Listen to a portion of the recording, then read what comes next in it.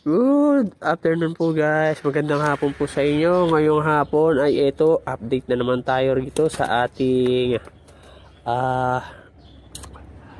Paris na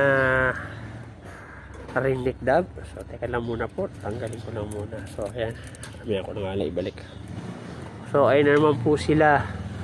So kung natandaan nyo, nakaapat na itlog na po ito na tinanggal. Tapos ayan, nilagyan ko po sila ng dayami po para ho mag-itlog uli, kasi hindi nila po itinuloy yung pang-apat na pinaglilimliman nila.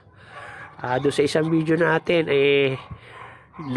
namisa na po yung nanay nila, which is nauna pa silang ng itlog doon. So ngayon ito, may bago na naman silang itlog at try natin i-check kasi ito may nakahiwalay na naman na isa. Bakit na naman?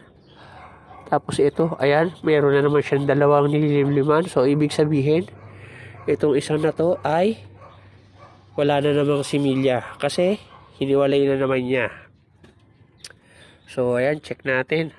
So ayan, clear na clear. Kung nakikita nyo po, miski ayan sa araw, clear na clear po siya.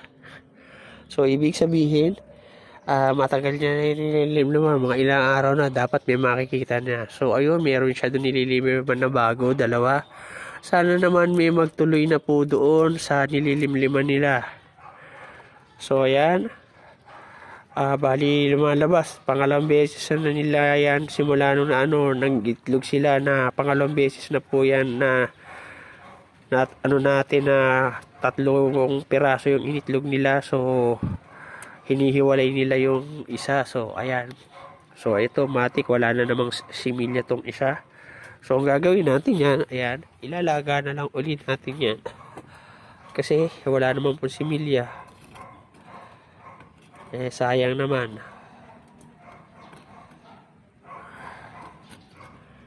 So ayun po, ayun ang update natin sa ating sa Paris natin na yan na ring neck dab.